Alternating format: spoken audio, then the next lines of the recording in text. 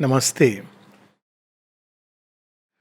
Just to give a quick background, the book, what today we have received as the book, The Synthesis of Yoga, it was serialized in the Arya from the year 1914 to 1921. And later on, it was collected, all the writings were collected and given a book form, which Sri Aurobindo revised to some extent, not completely, to some extent. So, while we delve into the book and the fundamentals and principles of yoga enunciated remain the same, but it's important to note that post 1926, which was a significant event in the yoga of Sri Aurobindo and the mother, certain elements of yoga took a little more personal turn. For instance, in Synthesis of Yoga, we have the mention of the divine Shakti, and post 1926, it became opening to the Divine Mother in her embodied form. So, this apart, but by and large, the book gives us the fundamental grounding of what this yoga is about and how do we proceed by and large. It doesn't give so much a detailed practical practices, but there are enough practices, there are enough understanding so that the practices can evolve, because Sri Aurobindo makes it very clear in the very first chapter that yoga is much more of an inner engagement with the divine, with the highest, rather than a set of practices, highly specialized methods, which have their advantages, but often they also have disadvantage because we get so much tuned and stuck in the processes that we forget the essence.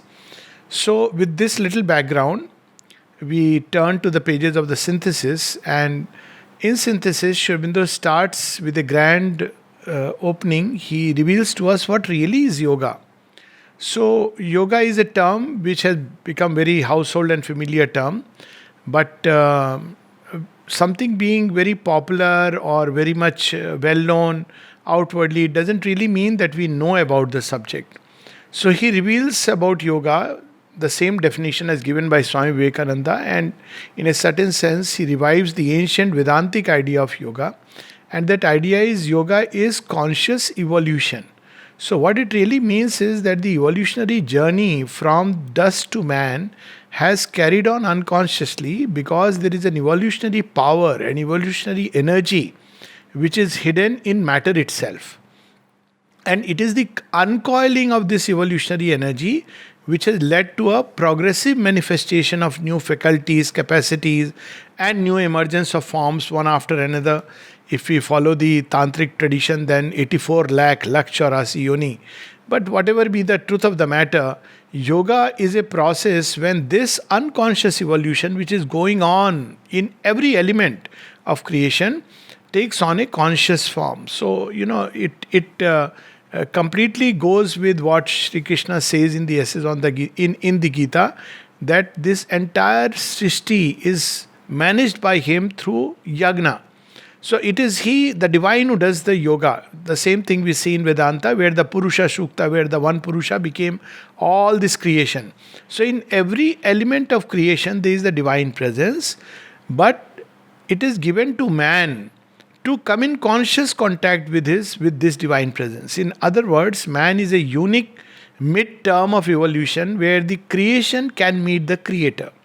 So man in this sense is a very interesting phenomena, that on one side he is burdened with all the past evolution. He is burdened with the dust, the metals, the mountains, the rivers, something of matter we all take inside, and we are ourselves constituted of matter. We are burdened with the little worm, the virus, the ape, the serpent, and the crocodile, and bird, and all these creatures, in their essence, in some state or the other, exist within us. And we are also burdened with the aspiration and dream which take us toward the future. So we are the junction point of the evolutionary journey that has taken place so far, hitherto unconsciously, and the further evolution that is yet to come, from man to beyond man. So all yoga starts with this premise that there is something greater than the human consciousness. If this premise is not there, then there is no yoga fundamentally. So this premise that there is something greater than human is also found in religions, but the difference is in religion we are happy with just believing that there is a consciousness greater than man, and we may use the term God, we may use any kind of term, doesn't matter, but this consciousness which is greater than man, greater than human, we can never become one with it.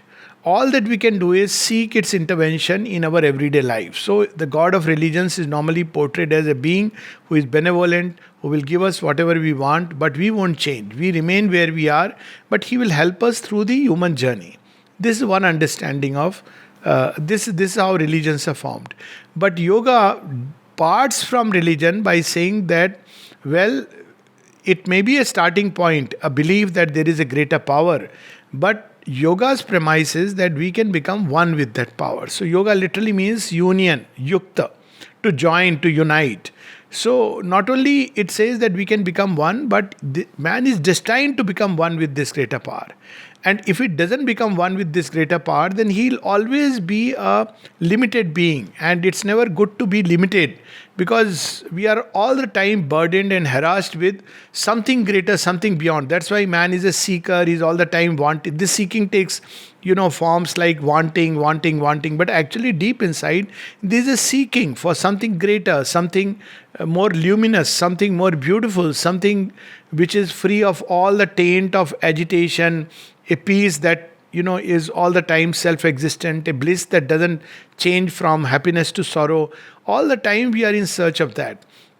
So yoga provides us a journey through which we can actually arrive at this state of union. Now, so far, it is common to all yogas, though we have lost this profound truth, and yoga has become a system for, gaining health, stay fit yoga, and all kinds of yoga. So, well, that's something which I am not going to get into. But yoga is essentially about completing the half that we are by joining with the other half of our own lost luminous horizons and peaks. So, given this understanding of yoga, now, in tradition, basically, this joining with the greater reality is understood as a means of escape from our earthly limits. Now, this is views as that our evolution follows up till this point where man is. Now, beyond man, evolution becomes individual. So up till now, evolution is to a large extent a collective phenomena. It's not that one chimp changes into a man. A group of chimps change into man. It may not be all the chimps, but a group of chimps change into man. So on and so forth. But after man, because man is highly individualized, the journey becomes individual. And once we unite with the divine, what do we do with earth? What do we do with the rest of humanity? We are told that we have to just leave it behind to its own fate, its own destiny, its own process, its own evolution, and be done with birth and life and death. As some people say, that we have to arrive at moksha, and moksha is about, janam karam maran ke phere se mukt ho jana. But that's not how yoga was ever understood, and that's not how Sri Aurobindo reveals it to us. Sri Aurobindo says moksha literally is freedom from ignorance. It is not escape from the world. In fact, we try to escape from the world because we think that world is incorrigibly ugly. And here we depart from the traditional understanding of yoga. According to the traditional understanding, even a yogi as great as Swami Vivekananda, who got it right when he said that, yoga is concentrated evolution, perfectly right, one of the best definitions ever given of yoga. Yet with regard to human nature, he said that human nature is like a dog's crooked tail and it cannot change. And most yogis take it like that human nature cannot change. The soul can be free. So here Sri Aurobindo departs and says, no, human nature not only can change, it's destined to change. And he has his own cogent logic about it, which we shall see as we go through. So the first thing about Sri Aurobindo is that in the very first chapter he reveals that life and yoga are not two different things. They are one thing. So life is a subconscious yoga. When we convert it into conscious yoga, then life itself becomes full. Meaning thereby we don't have to leave anything externally, but we have to keep upgrading everything internally. So this is what, once we understand it, meaning thereby there is a way we deal with the world outwardly. And we all know that this takes us to a point, and after a point it doesn't work out because of the thick shroud of ignorance. But with yoga, as we change, so yoga is not just that in one leap from the human we change into divine. There are several successive layers and planes through which we move. And each of the degree of change that we experience, we begin to change our very dealings with life. So, in Sri Aurobindo's view, yoga is conterminous with life, meaning thereby we don't have to leave anything outwardly, but we have to transform everything inwardly. And the more we transform, the better we understand life. We realize, for instance, that behind the veil of darkness there is light shining at the core. Behind all the ugliness and hatred and jealousy, there is love shining at the core. Behind all our errors, there is a knowledge trying to seek its way toward the summits. Behind the mask of death, there is the core of immortality within us. So it is this which we have to bring out, and as we bring out, we make life better and change the world for better. So this aspiration is also there in all of us for terrestrial perfection. Life should become better. So if we have to escape from the world, then how does life become better? How many more souls, if they escape from earthly life, life remains as it is.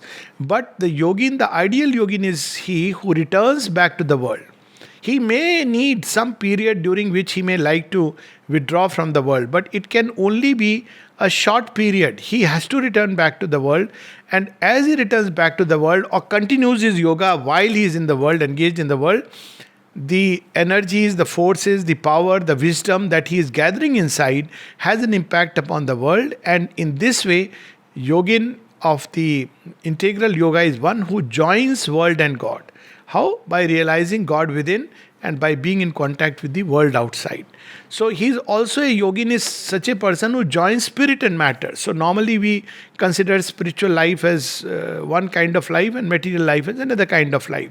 Meaning thereby that, well, spiritual life is all about wonderful inner experiences where you sit in meditation and have peace, you experience bliss, you have periods of illumination. But when it comes to material life, it will follow its own norm. But if spiritual life is to have no impact on material life, then it's really not worth pursuing so much because it leaves the world just as it is. So here Sri Aurobindo says, because man is the meeting point of both matter and spirit. That's again the beauty of man, that we have some matter within us, obviously, and we also have a calling for the spirit. So again, in human consciousness, the two can meet, the material and the spiritual, and can become one. The third aspect of his yoga is that man is not alone and he is a collectivity. We carry multitudes within us and we are in connection with world and its creatures, relationships, human beings, animals, plants, everything around us.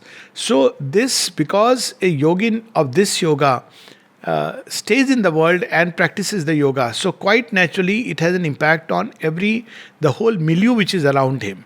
So this yoga seeks to fulfill the dream which ancient humanity has always seen of a perfect kingdom of heaven upon earth. But first the kingdom of heaven within, and then as a result the kingdom of heaven outside. So it is like the principle of contagion, that the power of yoga begins to be transmitted to everybody around. So this is the first thing that Sri Aurobindo reveals to us. Then he reveals to us this whole broad landscape by the steps that nature has taken, the whole evolutionary journey. So first, what comes out of the Big Bang is matter, and material matter also first in the form of energy, which condenses and become this matter all over the universe. Now we can imagine a big telescope and then start zooming in. Now billions and billions of stars, galaxies, suns, and God knows countless earths and planets spinning into space.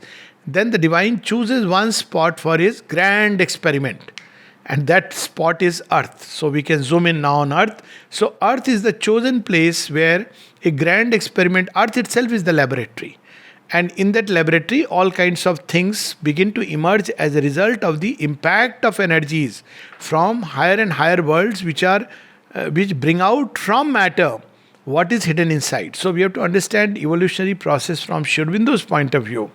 So normally we just, in evolution, we have this missing aspect, that there is a challenge from environment and the creature strains, and as a result of the strain, something emerges. Now it applies very well to giraffe. That's the typical example which is given, that the trees were long and the horses strained their neck, and finally they became a giraffe. Now this goes very well with the giraffe, but it doesn't explain that what was the challenge to the mountains, that they, or the rocks, that they brought out of them living, breathing moss, green algae and moss. So this is where Sri Aurobindo says that all the elements, the divine himself, with all the powers and aspects, is involved in matter. So what this involution means is, like a tree is involved in a seed.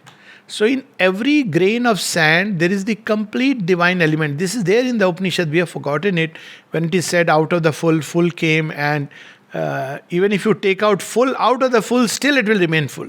So the perfection is seeded right within the grain of sand, and that's why we see that though life and even creation from the day one could have been chaos, and yet there is a pressure from within towards an order. So material world is created because there is a pressure from within for order, and the very first particles, the sparks, are arranged around a nucleus, and so we have the atomic world and then solid matter. So what happens then? What is there in solid matter?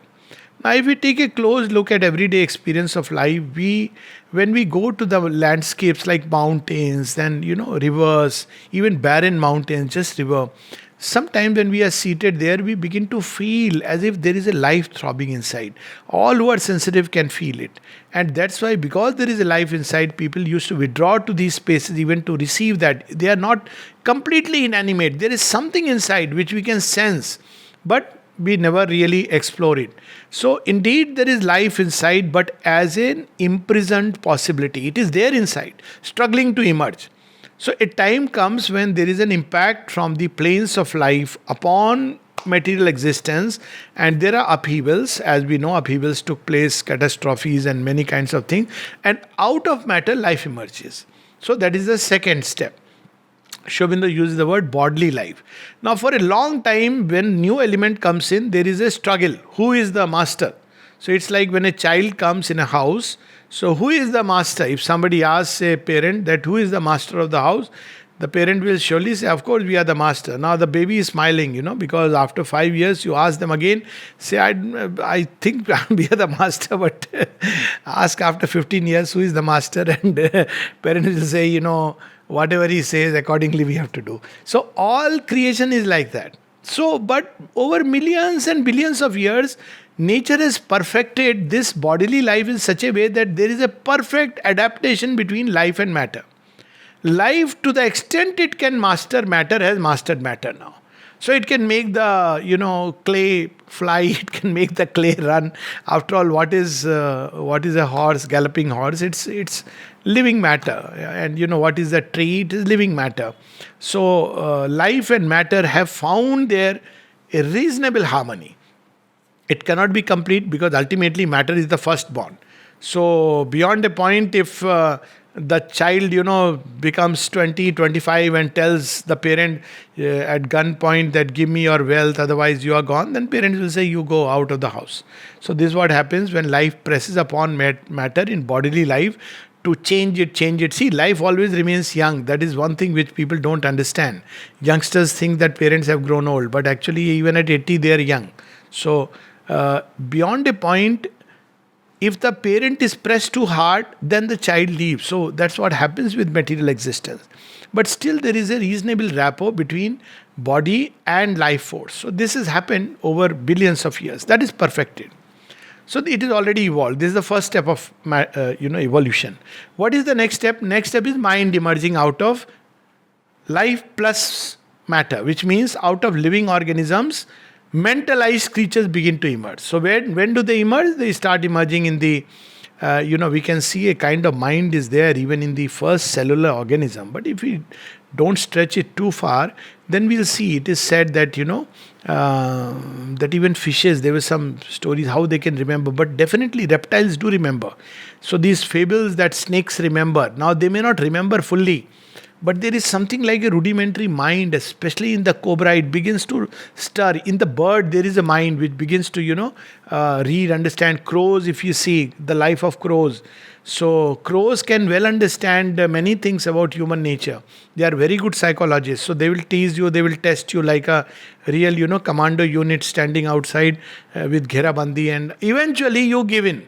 So they know that at some point he's going to turn inside, and that's their moment to take the food. So this is how in animals also, four-legged animals, we see that mind is beginning to emerge.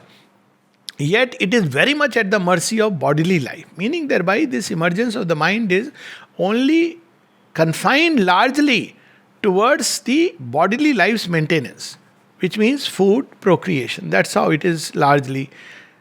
Then, as the animal evolves, this changes into some kind of mutuality, affection. Higher animals like elephants and horses, dogs, cats, they are quite, they can become affectionate, they can attach themselves.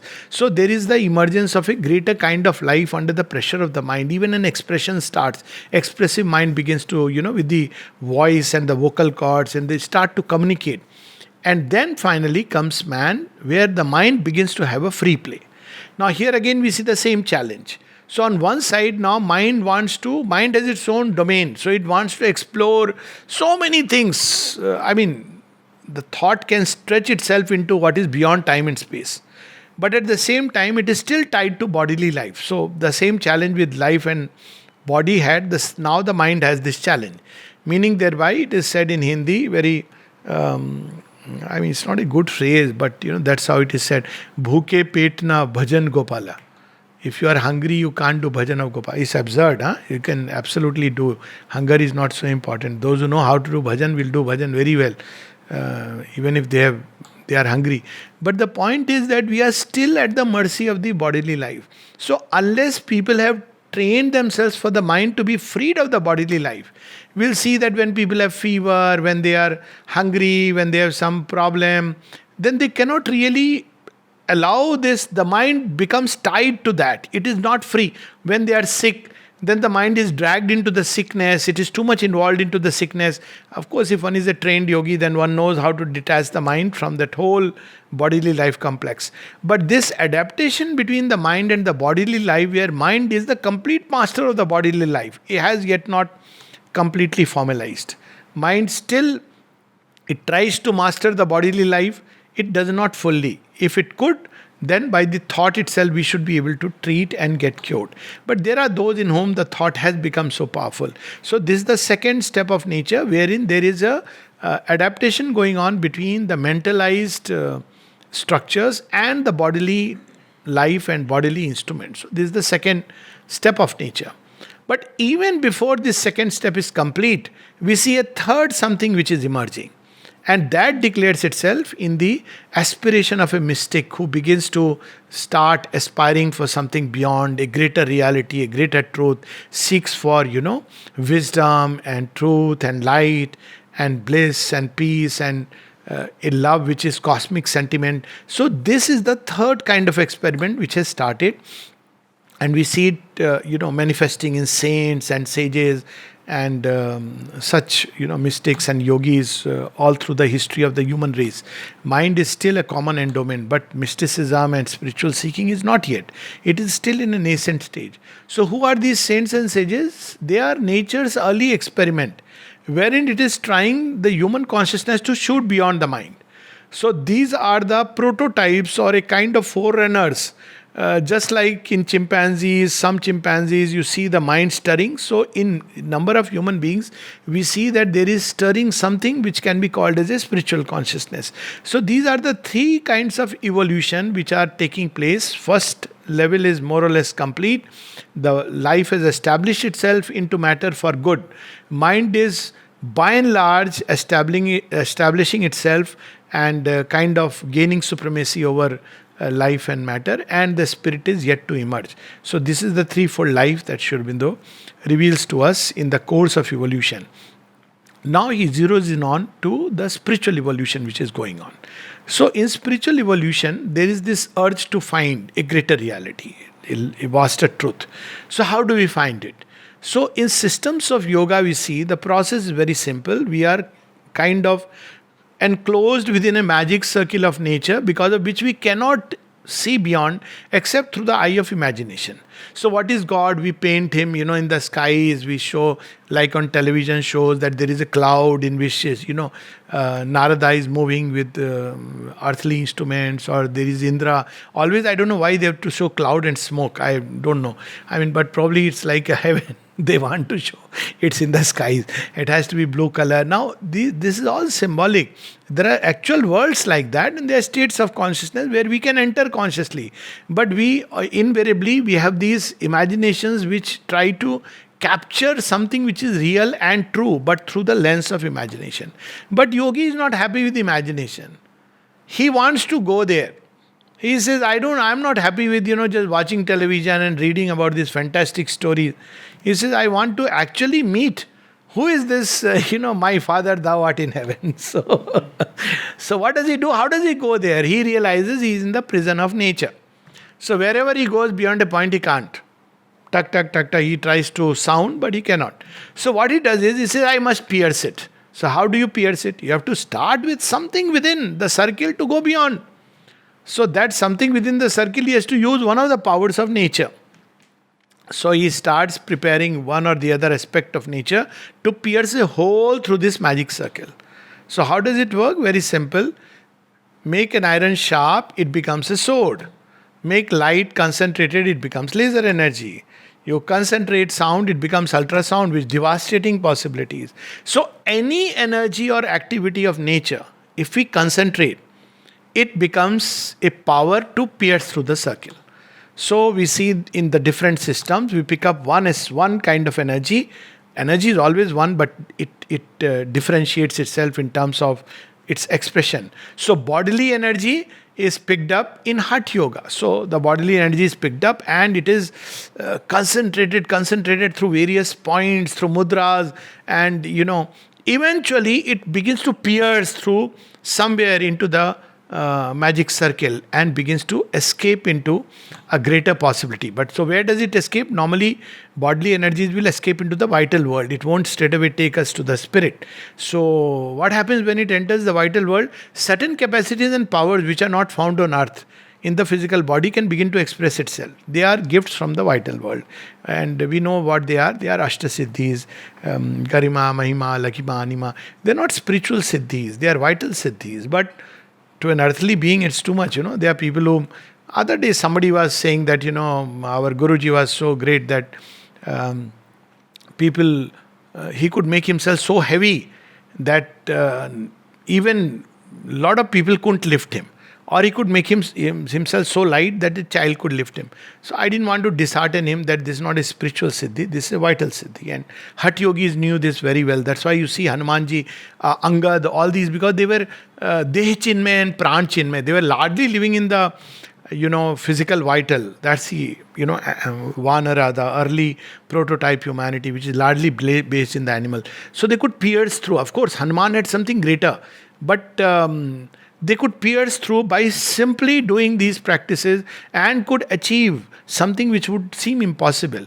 Now we cannot easily get that because we are meant for something greater.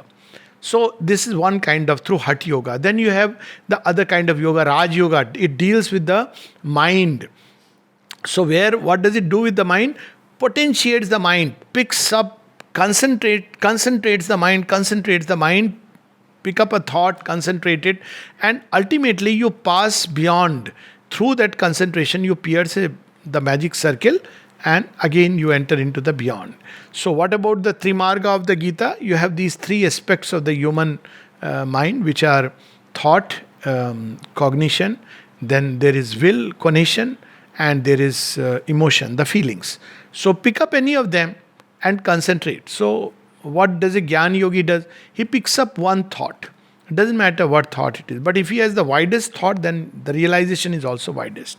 So he picks up an idea that God is in all. Aham Brahmasmi. I am God. Tat Tamasi. Any thought, which is, of course, not any thought means I'm an animal, then you'll realize that you are an animal. That is what we were taught in fourth standard, and it shook me that man is a social animal. So if you keep saying man is a social animal, you will discover you are an animal. Because that is the power of thought. That's why psychoanalysis is so dangerous, because it keeps telling you you are nothing but a creature of the mud. And that's why reverse hypnosis, when people tell their children, you are no good, you are no good, you are no good. Or sometimes we tell ourselves, we are bad, we are horrible, we are unfit. So we'll end up realizing it, because that's the power of thought. But if we keep reminding ourselves, deep within we are God, deep within we are the divine, in the deep essence of things, then a time comes by concentrating upon this thought. Not that one moment I say, yes, I know I am divine, but after that we are all behaving like, animals. Animals are very good, behaving like humans, okay. So the thing is that, if we concentrate upon one single idea, for instance, God is in all is in God, and God is the all. The Ishopanishad speaks about this, Yasmin Sarvani Bhutani, or Atmanne Vanupashyata. So any of these, we pick up these thoughts, Sarv Khalvidam Brahman. So any of these thoughts, like Ghor Rishi gave to Shri Krishna, Achyutam, now Akshitam, you are unfallen, you cannot be destroyed, you are the imperishable one. See, how does Sri Krishna establish Arjuna in yoga? We try to understand Gita by the mind. That's not how he does it. He very simply tells him that, oh Parth, Dhananjaya, you are none else among the Pandavas, I am Arjuna. Now, imagine God himself telling him. And then he tells him that, you are the soul which doesn't die, which is immortal. And by saying all this, he establishes him already in a state of yoga. Because constantly, whatever we think about, our mind begins to change in that direction. So one of the premise fallout of this practice is that concentrate on what you want to be and not on what you do not want to be. So if you keep saying that, I am afraid of corona, I don't want corona, then corona will surely come, because you are ultimately calling corona, corona. There was this story about when at the end of the war, Krishna is asked, why did you go to Kansa for his uddhar?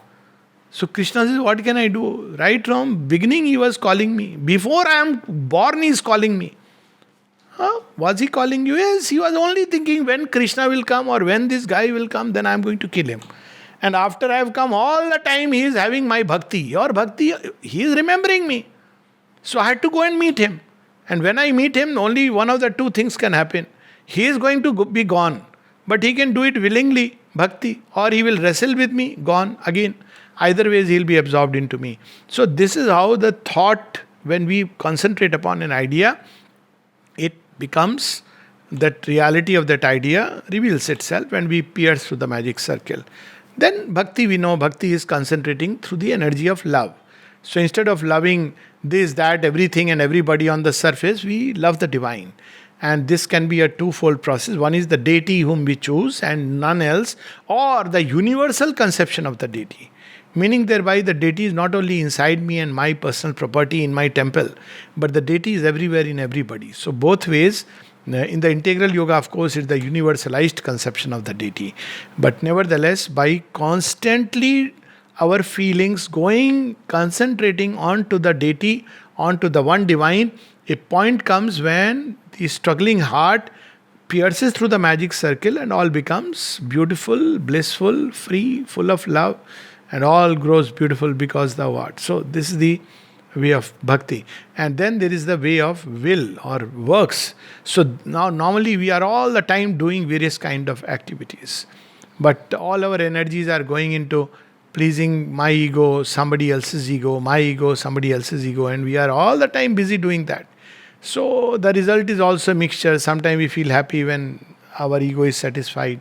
Sometimes we get happiness because somebody's ego is satisfied. And this is a very dangerous game, okay?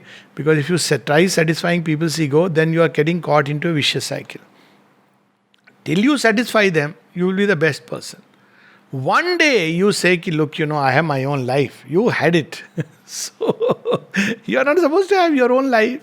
You are supposed to only satisfy. So this is not the way of the works. This will which is scattered into 100 directions, pleasing the ego and pleasing the desired self. How the desired self makes us run from one place to another all the time. We concentrate all this energy and put all our will into service of the divine. I want to serve the divine. So what happens that through this process, now slowly will begins to become concentrated. Simultaneously, we cut the roots of the desired self by practicing nishkam karma. I'll do works, but not for the results. Then for the joy of service of the divine. So this will slowly becomes one pointed till ultimately this too pierces through the magic circle, and we discover the master of all works. We discover the divine will in creation. So this is the traditional yoga. Once we pierce through, then we are done. Then it doesn't matter what happens to the rest. In traditional yoga, once the piercing takes place, you breathe that wonderful air. Then it's up to you. You want to come back into the world, be in the world, but now you know you have an access door. Once it is opened, it will never get fully closed. Whatever you may do, the door has been opened. So what many yogis do, that they come to the bodily life just for maintenance of the bodily life, or for some works that they are engaged in. But the moment they are free, they are back into infinity and eternity. That's how they rejuvenate themselves, and then they are back into this magic circle. But now they know that this is a shadow play. The real thing is above. So they come and teach this to human beings, that you know what, this is a shadow play. The real thing is above. So those who have faith and follow the process also pierce through the circle and they find. But then you can't expect that the mass of mankind, look at the laborious process. It's not natural to us. What is the only thing which is real? The divine doesn't come naturally, because within the circle of nature you can't experience. You have to do specialized process to pierce, and it's not that easy that in one day you can concentrate. Though it is said in 3 days one can achieve it, but it takes long. The path is long, full of difficulties, snares, pitfalls, dangers. So Sri Aurobindo says that this is not enough. You have pierced through the magic circle. Many people have done it. So what he wants is this nature within this magic circle. This itself should change. So this hole which has been rent has to become wider and wider till our consciousness opens on every possible door and window, opens to the infinite, and the infinite invades the finite. So he invades our mind, invades our life, invades our heart, invades our even body, so that this world itself changes, this earthly life becomes a life divine. So this is the basis of the synthesis of yoga. So synthesis means that it's not one part, one aspect. It's not just the heart, not just the mind, not just the will, the body, the breath. Everything is engaged in the yoga. So here again, in the final, that 5th chapter of the introduction, he explains that what really is synthesis. So if it is a question of escape from life, then synthesis is meaningless to start with. Then why do all the trouble? They pick up one thing and just go and meet, because infinity is the same. Why take the trouble of even thinking about synthesis? But if this world has to be changed, then every part of us has to be engaged in yoga. So the first understanding of synthesis is that it's a complete engagement of our entire being with the divine. No part has to be neglected or left. Second is, mistakenly it is considered that if you combine all these specialized practices, then one will arrive at a synthesis, meaning thereby I do a little bit of Raj Yoga, I do a little bit of Hatha Yoga, I do a little bit of Pranayam, I do some meditation, I practice some Bhakti and Karma Yoga, combined plus equal to synthesis of yoga. So that is how we teach see the difference. I'll give an example of a teaching. So this is how algebra, physics, chemistry, biology, sports, athletics, everything is taught. Separate subjects you bring together. But take another example. Somebody is not interested in studies. How do you teach him all these things? So ask him what you are interested in.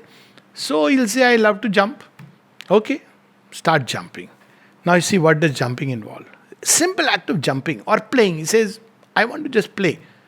Now what does playing involve? It involves the body for sure. It involves life for sure. It involves thought for sure. It involves the capacity to focus in energy.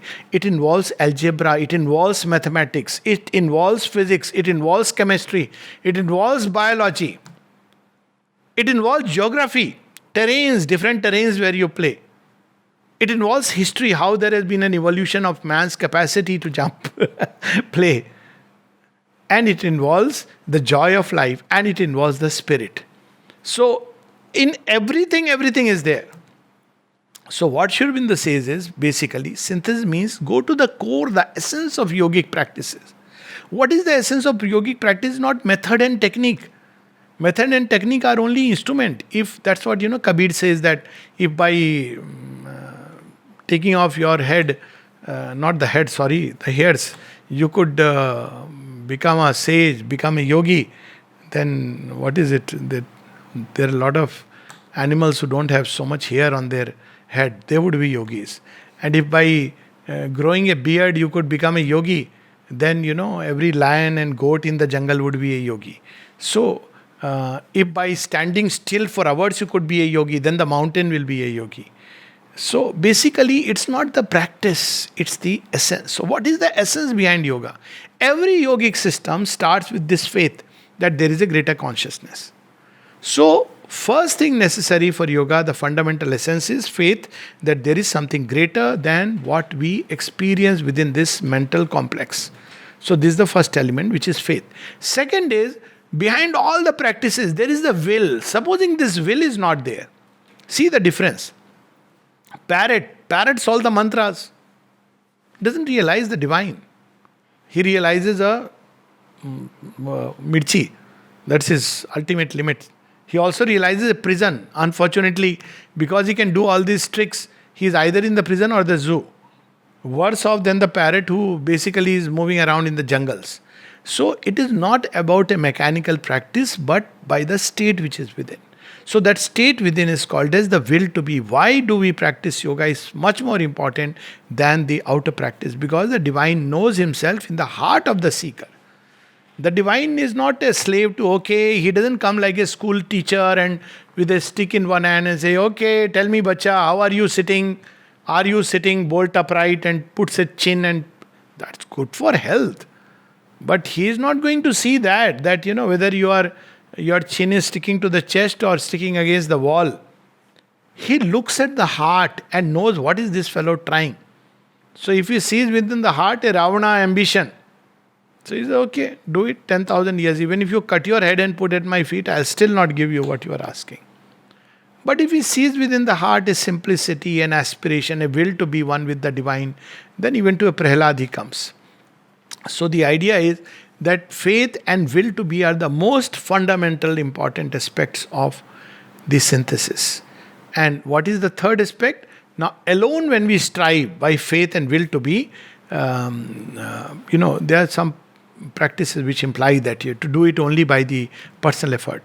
But in yoga, it implies there is a greater consciousness.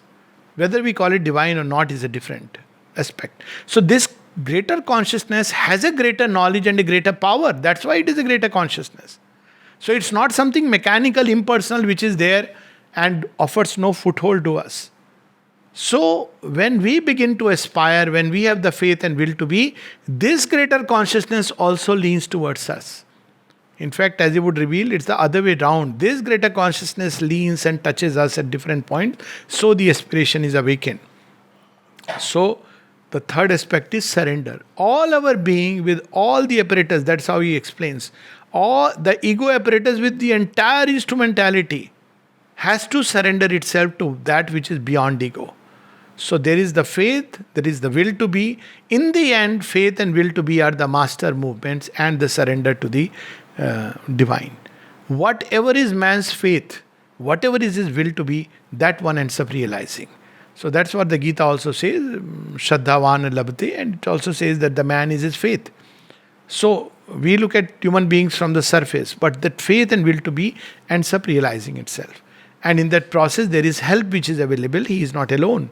So, meaning thereby faith, aspiration, sincerity of aspiration, and surrender. These are the hallmarks. These are the critical elements of the yoga. Practices evolve. They are not hard and fixed. For different people at different stages, or for the same person at different stages, there will be different practices. Some people need to, if they are too much indulgent in their desires, they are very crude. So they need to be taught that, look here, please eat the bland rice. That's how it is. And they may do it. Some people who are too expansive in their vital may be asked to just, shut themselves in a room for some time to sit tight on their impulses. But others who are too much of an ascetic type may be asked to go out, see the world a little bit, Learn to sleep not only on floor but on a proper bed also.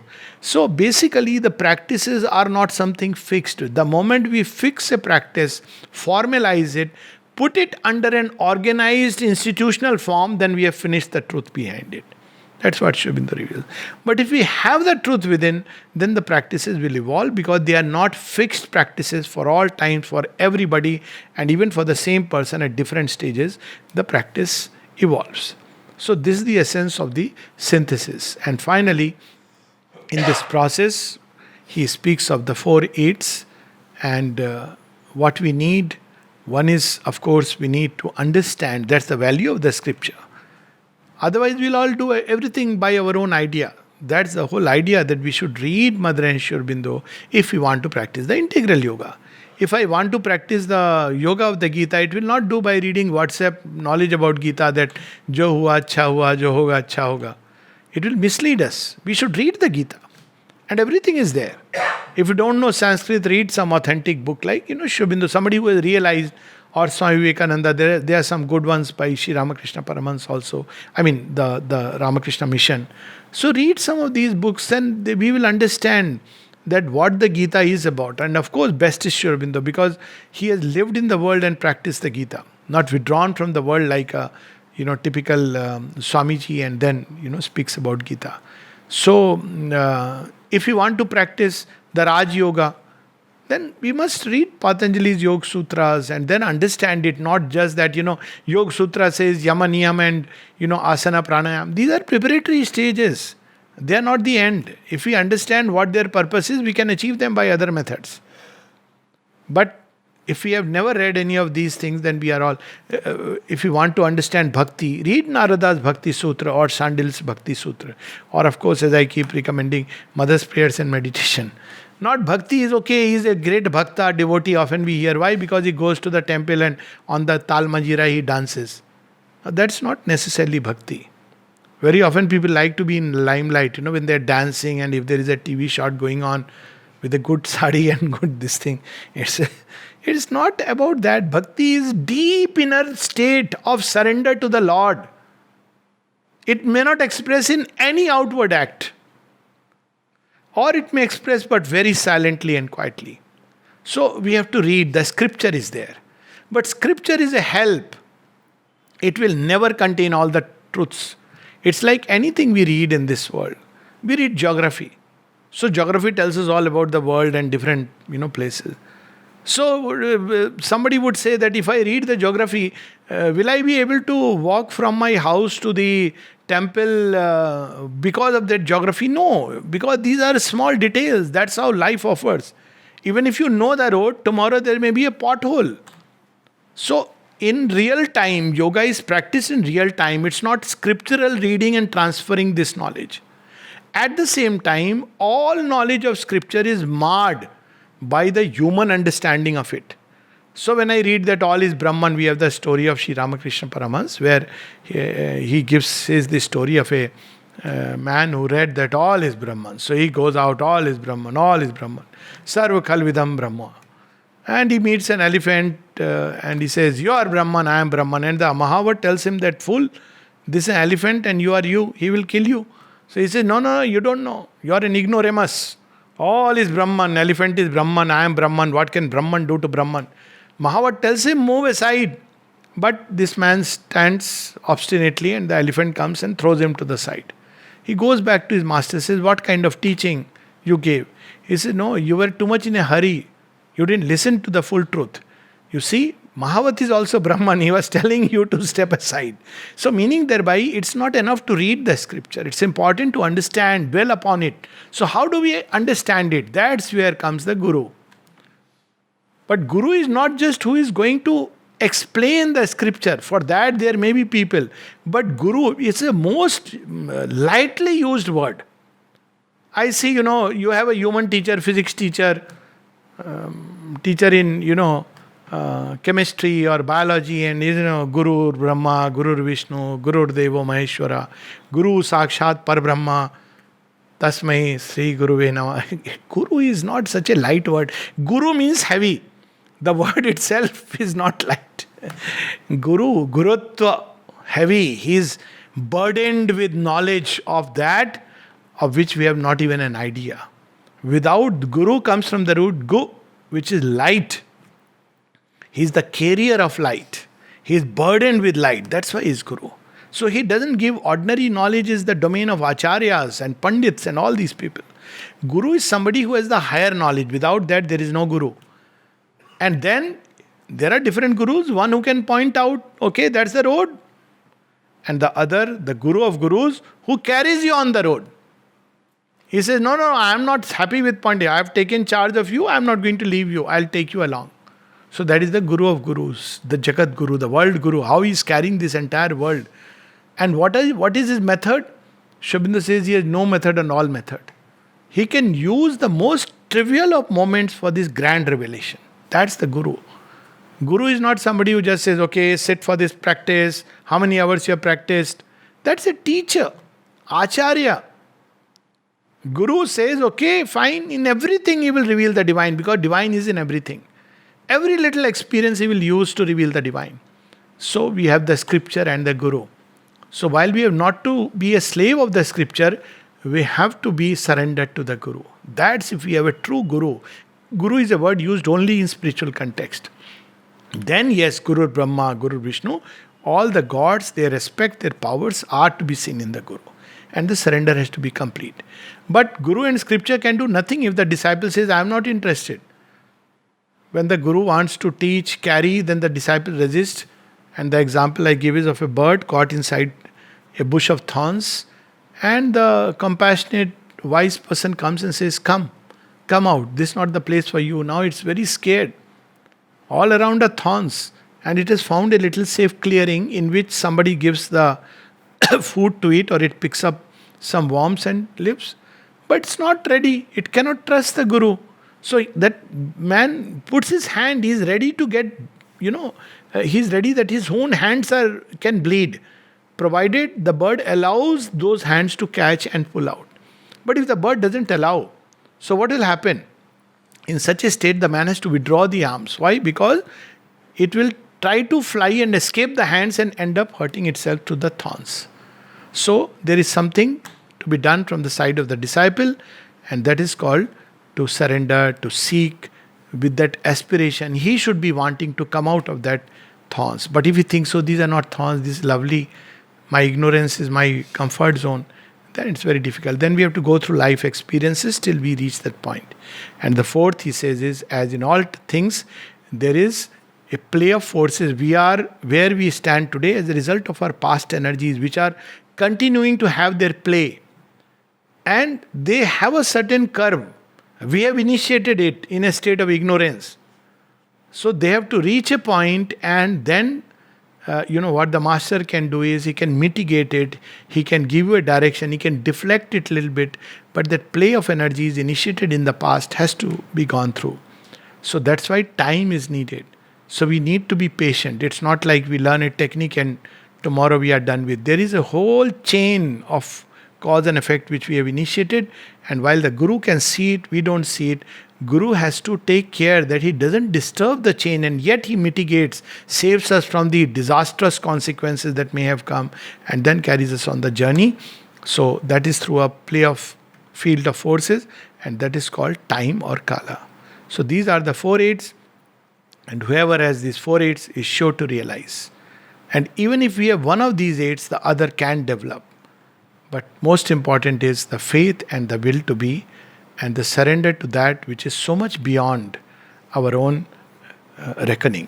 So this is the first as part of the synthesis of yoga. It's not known as the first part, but it's the background and the introduction. So tomorrow when we meet, we'll pick up the yoga of divine works. Any questions? Most welcome.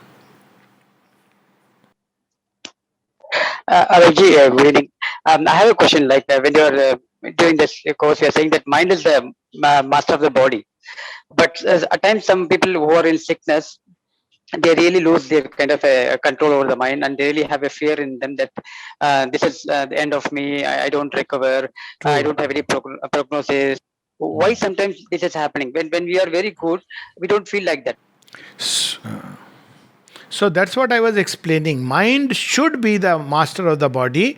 But it takes a considerable amount of mental development to reach a point where the mind can reverse back and be the master of the body. It should be. It is meant to be, it is destined to be. But as of now, because as I said, the younger one takes time to enter into a new household and completely be the master. It's the same Sas Bahu struggle. The Sas comes, the Bahu comes, he's the first, to enter the house, and all the members who are there, she has to win over their heart, she has to prove herself. But a time will come when she will, if she perseveres, she will become the master of the house. But it takes time. So, mind is the youngest of the three deities: the physical, vital, and the mental, or in other words, the gods of matter, the gods of life, and the gods of mind. So it is the youngest. So they say, we are the elder brothers. How can we allow you? So for a long time, the mental energy has not yet completely emerged out of the grip of matter. It is still going on. So that's what I was saying. Bodily life has been perfected, but the mental life and its evolution is still going on. But it is destined to be. When the mind is fully developed, meaning thereby, I'll give an example. Other example, the positive one. When there are people who are so involved in their mental world that they can be completely oblivious of the physical. So I've read this. I am not sure. I've yet to check the authenticity, but it may be quite authentic. We know Ramanujam, used to get inspirations from very high sources. So once he had to undergo some surgery, and when the doctor wanted to give him anesthesia, he said, no, I'll be involved with the mental calculation. And he was so involved, and we all experience when we are so much involved in thought, sometimes physical events don't register. But it takes time for the mind to be free. In most human beings, mind is tied to the body, meaning thereby their life is moving around the bodily life. Food, children, the daily images, the scents and scenes that are going on. So mind is not free. So one of the first steps in yoga is to free this mind from the clutch of the bodily life, and then it can arrive at its fullness. That we'll talk about it at great length when we deal with the yoga of knowledge, integral knowledge. Yeah. Thank you, Ajay. And when you're addressing, you said that God is all and God is in all. Because I'm living a life like that, because I accept everything, and I'm very happy that it comes from you. And really, I'm very happy that I'm following this kind of life. Thank you, Chalukji. Thank you. Thank you. I've got a question, Alok. Yes, please. Dhwanil here. Yes, Dhwanil. How are you? Good. How are you? Okay. Long time. Yeah. So I wanted to ask a question. How, I haven't read Sri Aurobindo's synthesis of yoga.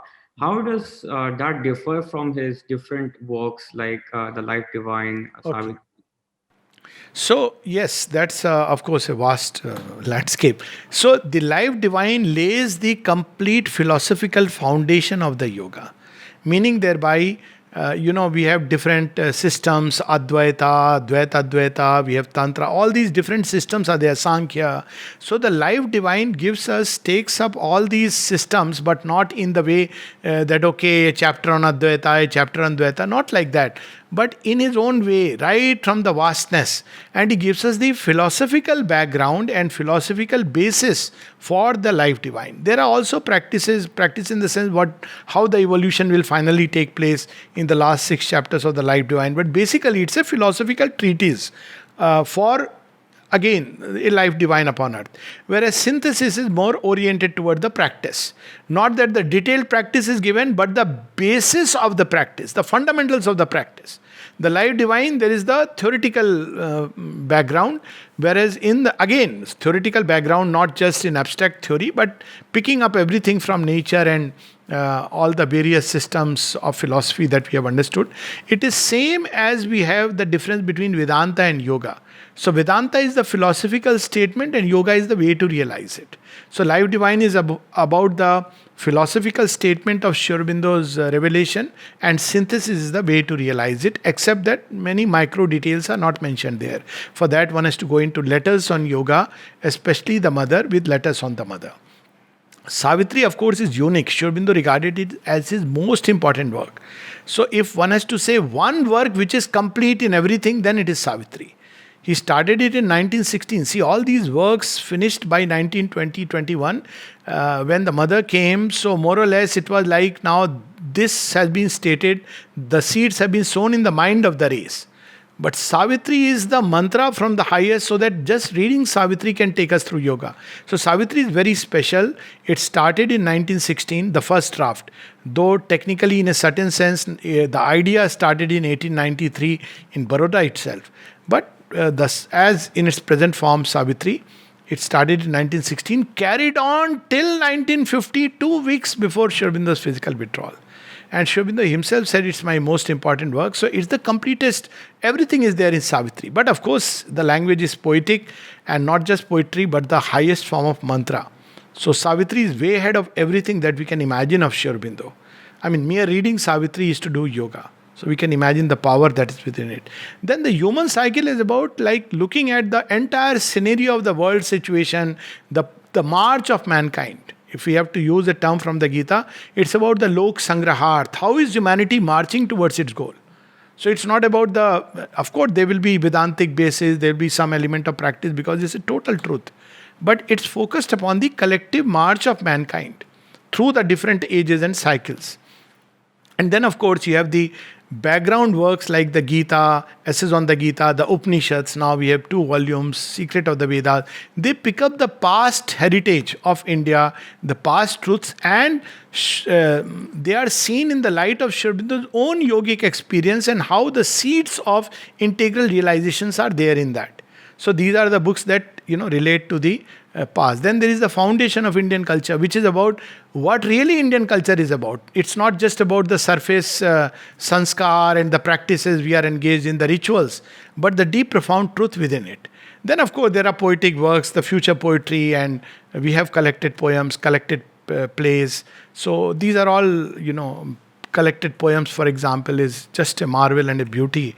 And to read them is to read the mantra and just feel the delight of that poetry. So what that future poetry will be, so that also there is a book by the name Future Poetry where he speaks about how, because Sri Aurobindo wanted himself to be known more as a poet than a philosopher in terms of the nature part.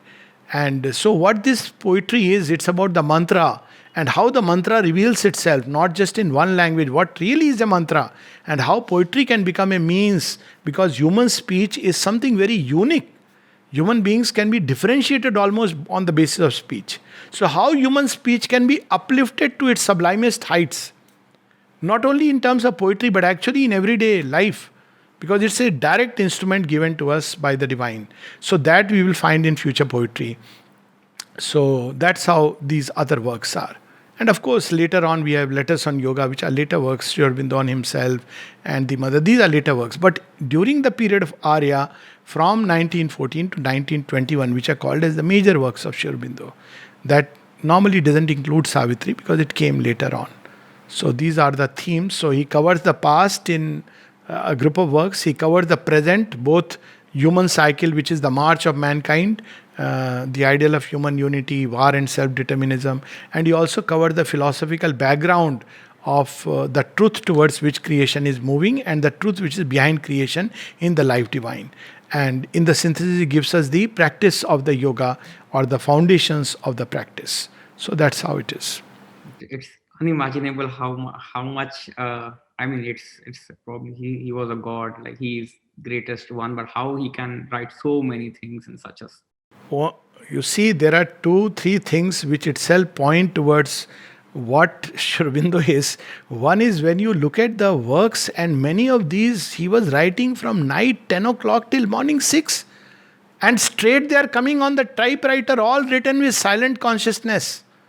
And everything is coming. Essays on the Gita is a marvel. He has not consulted the Gita and picked up a sloka and then, but every sloka is there if you go through the essays on the Gita. But it's in such a free-flowing style. So definitely, just looking at Sri Aurobindo's writings, as somebody said in way back in, when the Arya had started publishing in New York Times, that it looks like he's a man moving amongst galaxies. That's how the vision is, so all-comprehensive.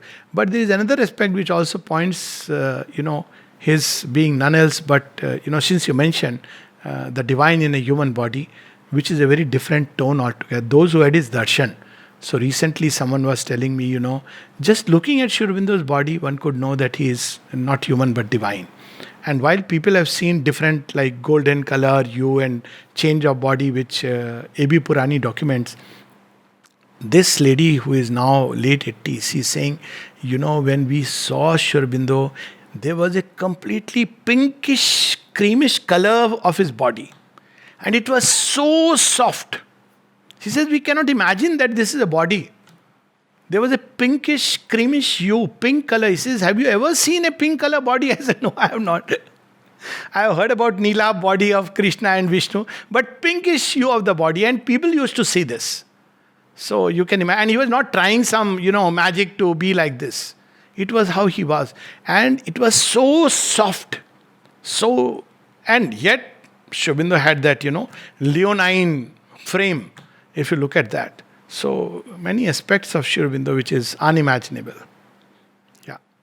Alokta, you mentioned about freeing the mind from the physical. Yeah, as we all know, it is easier said than done, as much as I know one gets very, very occasionally glimpses, and that too for such short periods.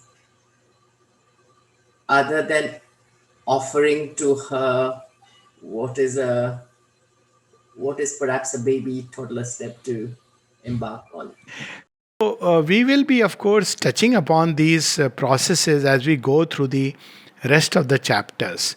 But the baby process is wonderful. The baby cat method that Sri Aurobindo said, and I can tell you it is the method, soul method, which continues from the beginning of yoga right up to the end. If you look at life starts as a baby and life ends as a baby. So ultimately, in the middle, you have everything else. And the baby method is simply to call her name, japa of her name. This will not be there so much in synthesis because the mother's coming was later. That's what I was trying to say, that the synthesis, post 1926, certain things have come much more prominent in the center. But he will hint. Toward the end, he will speak about the divine Shakti and surrender to the divine Shakti. So the method is surrender to the divine mother. And the simplest method, even when mother was asked, tell me one method, constantly the disciple says, give us one method. So she says the method, if you want one method, then it is japa. And that japa is, and the mantra is mother's name. So just to simply, the babies know it when they are born. The first word they utter is Ma. The adults forget about it. And then when we are old, then again Ma. So Ma is the one, not just a baby method, it's a very powerful method. Yeah. The name of the Lord. The name of the Lord is the path. Okay, so maybe we can stop with this. Name of the Lord, Ma. Ma. And meet tomorrow.